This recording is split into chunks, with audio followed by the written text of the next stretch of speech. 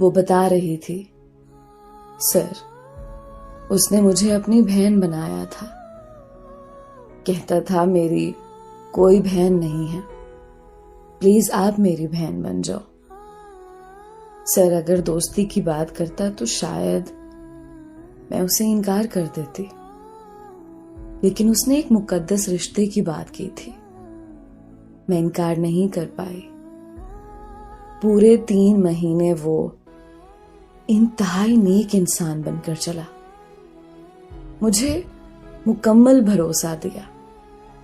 एक दिन कहने लगा, आपी, मुझे आपको देखना है। पहले तो मुझे थोड़ा अजीब लगा, हालांकि मेरा दिमाग मुझे कह रहा था मैं उसे इनकार कर दूं, लेकिन मेरा दिल कह रहा था कि नहीं, आपका भाई है, उससे कैसा खतरा। मैंने उसे 2-3 तस्वीरें सेंड कर दी। उसने बहुत तारीफ की, अजीब भी लगा, लेकिन फिर जब उसने यकीन दिलाया कि मैंने तस्वीरें डिलीट कर दी, दिल मुतमईन हो गया। फिर उसके बाद 2-3 दिन उसका कोई मैसेज नहीं आया।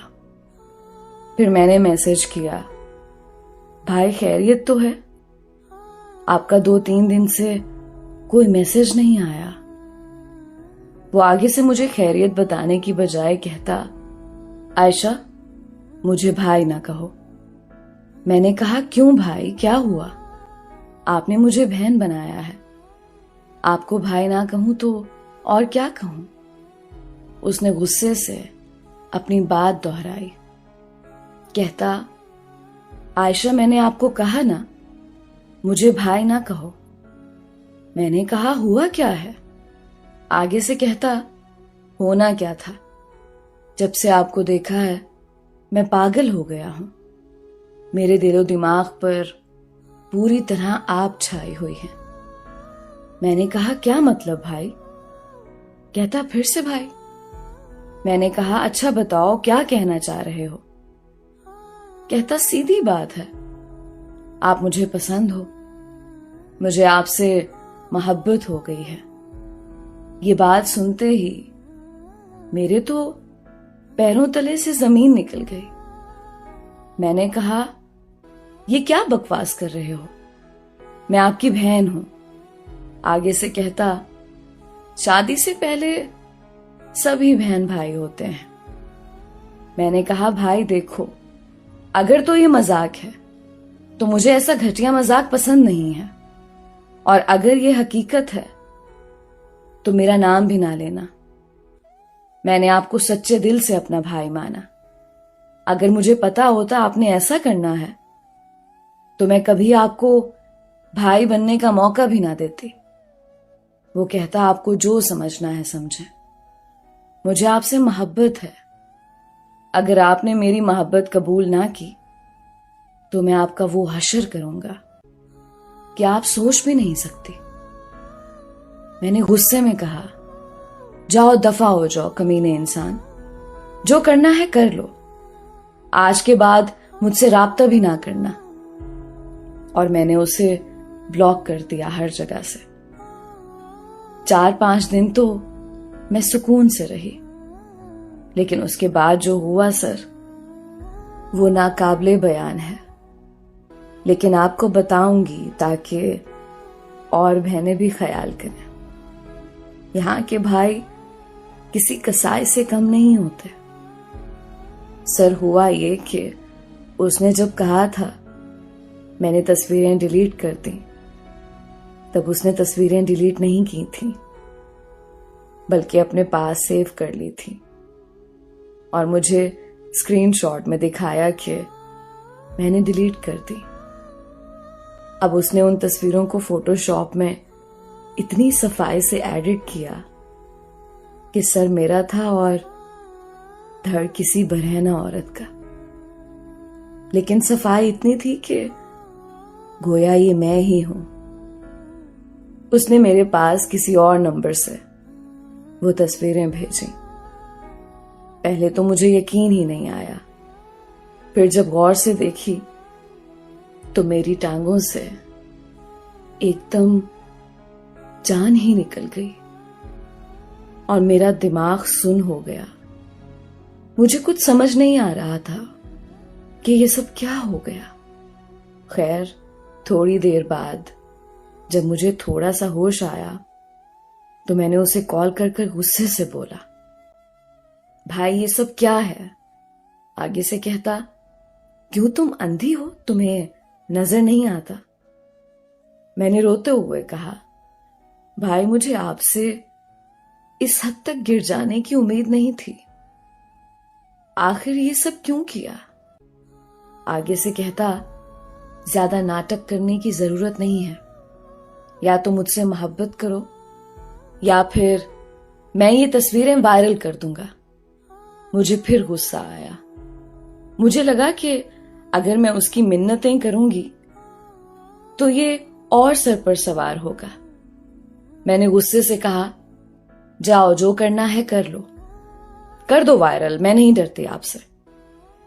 उसने उसी वक्त कॉल काटी और मुझे 2 मिनट बाद स्क्रीनशॉट भेजा जिसमें मेरी एक तस्वीर अपलोड की हुई थी फेसबुक पर। मैं बहुत डर गई। मैंने उसे फिर कॉल की और जोर जोर से रोने लगी, गिड़गिड़ाने लगी, खुदा का वास्ता है मेरी तस्वीर डिलीट कर दो, जो कहोगे करूंगी। वो हंसते हुए कहता, वादा करो।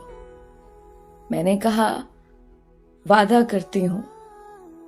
उसने कॉल बंद कर दी और स्क्रीनशॉट सेंड किया और बोला, देखो मेरी जान, कर दी डिलीट। मैंने कहा, शुक्रिया, दोबारा ऐसा ना करना। कहता, अगर मेरी बात मानोगी मैं कभी ऐसा नहीं करूंगा। मैं मजबूर हो गई। दिन रात उसकी फजूल बातें सुनती। एक दिन कहने लगा, मेरी जान, मैंने आपको वीडियो कॉल पर देखना है। मैंने पहले तो इनकार किया, लेकिन उसने फिर से धमकी दी, करो कॉल वरना। मैंने डरते डरते कहा, अच्छा आप करो कॉल।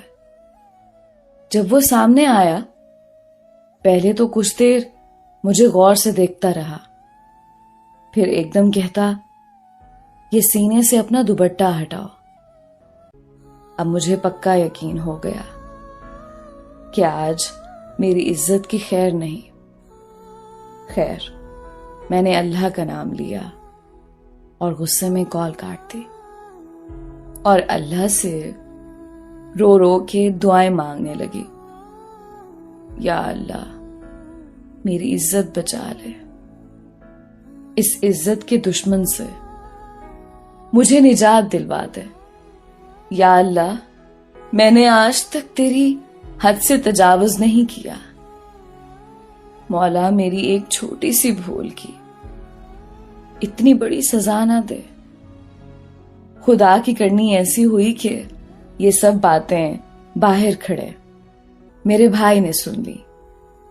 क्योंकि मेरा कमरा अलग था, तो अचानक जब भाई आने लगा, मेरे रोने की आवाज सुनकर रुक गया बाहर ही।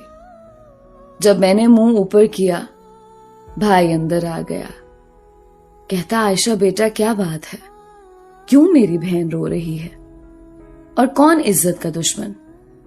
पहले तो मैं उनके गले लगकर खूब रोई, फिर उन्होंने चुप करवाया। आयशा बेटा बताओ क्या बात है। उन्होंने मेरा हाथ अपने हाथ में ले लिया। मुझे काफी हौसला मिला। खैर, मैंने उन्हें सारी बात बताई। पहले तो उन्हें काफी बुरा लगा। कहते, आयशा आपको थोड़ा भी हमारी इज्जत का ख्याल नहीं आया? मैं फिर रोने लगी। भाई कहता, अच्छा अब रो ना, करता हूं कुछ। उन्होंने मुझसे मोबाइल ले लिया और बाहर चले गए। रात गए, वापस आए, तब तक सबको पता चल गया था। सबने मुझे तसल्ली दी कि अब जो होना था हो गया। भाई खुद ही संभाल लेंगे। जब भाई वापस आया तो मेरे पास बैठ गया। कहता, आयशा आज तो मैंने खुद ही बात संभाल ली है, आइंदा ऐसी गलती करना तो दूर, सोचना भी नहीं। मैंने कहा, भाई किया क्या आपने? उसने कहा, जो भी किया है, आज के बाद वो कभी ऐसी हरकत किसी और के साथ भी करने की जुर्रत नहीं करेगा। खैर मैं चुप हो गई। भाई ने मोबाइल वापस दे दिया और सिमें निकाल ली। कहता, सिमें मैंने निकाल ली हैं, कल नया नंबर ला दूंगा, लेकिन मेरी बहन दोबारा ऐसा काम कभी ना करना। मैंने वादा किया कि दोबारा ऐसा नहीं करूंगी। इस कहानी में तमाम लड़कियों के लिए सबक सिर्फ इतना है कि चाहे जो भी हो जाए, यहां सगे बाप पर भी इज्जत के मामले में भरोसा ना करें। उस लड़की के तो भाई ने उसका साथ दिया, वो बच गई। आप में से बहुत सारी ऐसी भी लड़कियां हैं जिनका कोई साथ देने वाला भी नहीं होगा, इसलिए इज्जत पर कभी हर्फ ना आने दें। किसी अजनबी से बात ही ना करें। क्या जरूरत है खुद को किसी मुसीबत में डालने की।